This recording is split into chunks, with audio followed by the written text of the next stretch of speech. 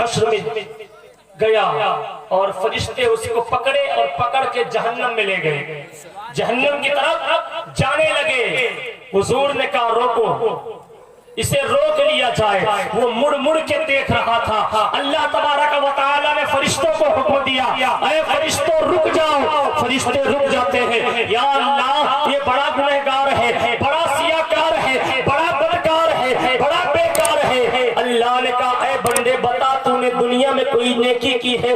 بندہ عرض کرتا ہے میرے اللہ ساری زندگی میں گناہوں میں ڈوبا رہا، کوئی عمل خیر نہ کیا، کوئی اچھا کام نہ کیا۔ میرا رب ارشاد فرماتا ہے اے میرے بندے بتا تو صحیح، اپنی زندگی کا محاسبہ کر اور تو یاد کر لے کہ کیا تو نے زندگی میں کچھ اچھے کام کیے ہیں؟ بندہ کہتا ہے میرے پروردگار عالم ایک مرتبہ تیرے نبی کی محفل سجی تھی، ایک مرتبہ تیرے نبی کی محفل سجی تھی اور مجھے کہا گیا تھا اے محمد کے امتی نبی پر درود پڑھ۔ اے اللہ کے رسول میں نے ایک مرتبہ، اے پروردگار میں نے ایک مرتبہ تیرے نبی پر درود پڑھا تھا، مجھے اتنا یاد ہے۔ میرا رب ارشاد فرماتا ہے اے فرشتوں ابھی سے جہنم میں نہ لے جاؤ، بلکہ اس نے میرے نبی پر درود پڑھا ہے، اسے جہنم پہ نہیں جنت میں داخل کیا جائے، اور فرشتے اسے دولہا بنا کے جنت میں داخل فرما دیتے ہیں۔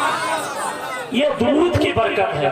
بلند آواز سے درود پاک پڑھیں، اللہم صلی علی سیدنا مولانا محمد بارک وسلم، صلو علیہ صلاۃ والسلام علیک یا رسول اللہ صلی اللہ تعالی علیہ وسلم۔ یہ جشن دستار مندی کے ماتحت بھی یہ پروگرام سجایا گیا ہے۔ میں کچھ باتیں قرآن عظیم فرقان حمید برہان رشید کے تعلق سے بتا دوں تاکہ ہمارے دلوں پر جذبے پیدا ہوں۔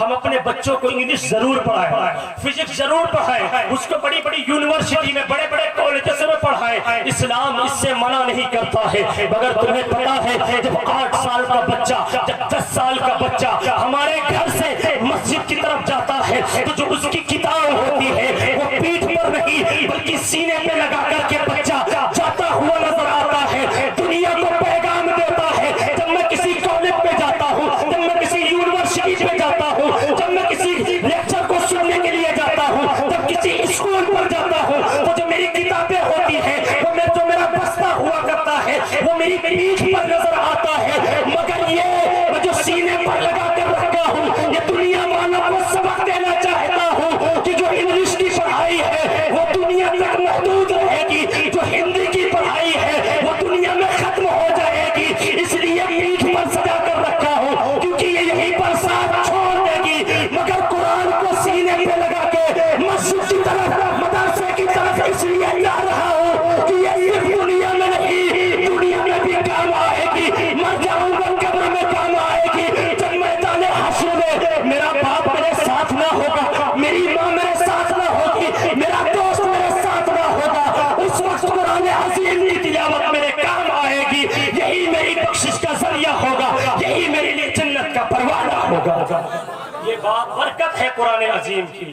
آج ہم اپنے قلبوں کو ذرا سوچ کر دیکھیں کہ باپ کا جنازہ رکھا ہو اور بیٹے سے کہا جائے جنازہ پڑھا دے تو بیٹا کہتا ہے میں نے انگلش کے تمام سینس تو یاد کر لیے ہیں، کس کو کس طریقے سے ہیز کا استعمال کس طریقے سے پریزنٹنس یعنی موجودہ زمانے میں استعمال کیا جاتا ہے، آئی ہیز نو منی اس طریقے سے ہیز کا استعمال کرتے ہیں، کین کا استعمال یو کین گو کی طریقے سے، سکتا ہے سکتی کے طریقے سے استعمال کیا جاتا ہے، مگر مجھے پتا نہیں کہ جب جنازہ پڑھا جاتا ہے تو کیا پڑھا جاتا ہے۔ اس لیے اپنے بچوں کو آپ انگلش ضرور پڑھائیں، اس زمانے میں ضرورت ہے، اس سے انکار نہیں ہے، لیکن انگلش پڑھانے سے پہلے، ہندی پڑھانے سے پہلے، وکیل بنانے سے پہلے، پروفیسر بنانے سے پہلے، جج بنانے سے پہلے، ڈاکٹر بنانے سے پہلے، دنیا کی کسی بڑی عمارت پر اپنے بیٹے کو کھڑا ہونے سے پہلے اگر تم نے اسے قرآن پڑھا دیا، اگر تم نے اسے دین کی سمجھ دے دی، اب اگر ڈاکٹر بنے گا تو کتنی بیچنے والا نہیں بنے گا، اب اگر جج بنے گا تو گھوس کھانے والا نہیں بنے گا، اب اگر وکیل بنے گا تو جھوٹے کیس لڑنے والا نہیں بنے گا، لیکن جب تمہارا بچہ قرآن کو پڑھ لے گا، صداقت کی پہچان بن کر چمکے گا جب تمہارا بچہ قرآن کو پڑھ لے گا.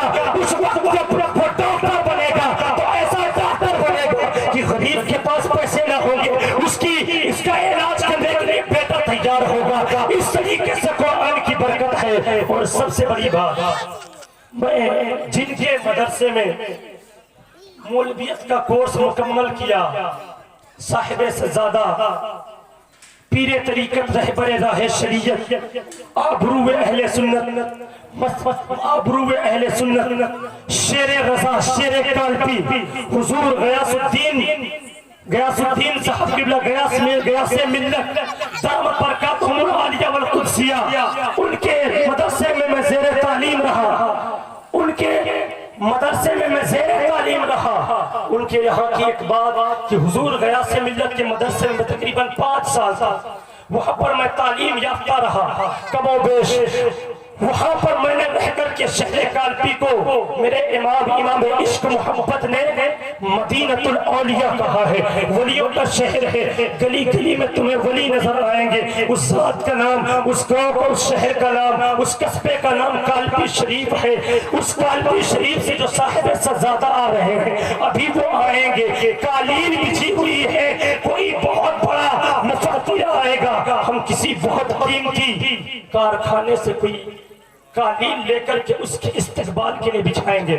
ان کے آنے کے لیے پھولوں کو بچھا دیں گے, ان کے آنے کے لیے آنکھوں کو بچھا دیں گے. مگر قربان جاؤ, میرا نبی ارشاد فرماتا ہے, میرا نبی ارشاد فرماتا ہے, جب مدرسے کا بچہ اپنے گھر سے نکلتا ہے تو دنیا کی قالین نہیں, کسی کارخانے کی قالین بنائی ہوئی نہیں, بلکہ میرا نبی کہتا ہے جب مدرسے کا بچہ مدرسے کے لیے اپنے گھر سے نکلتا ہے اللہ حکم دیتا ہے, اے جبریل جا, میرا بندہ میرا دین سیکھنے کے لیے جا رہا ہے, اپنے پروں کو اس بچے کے قدموں کے نیچے بچھا دیا کر.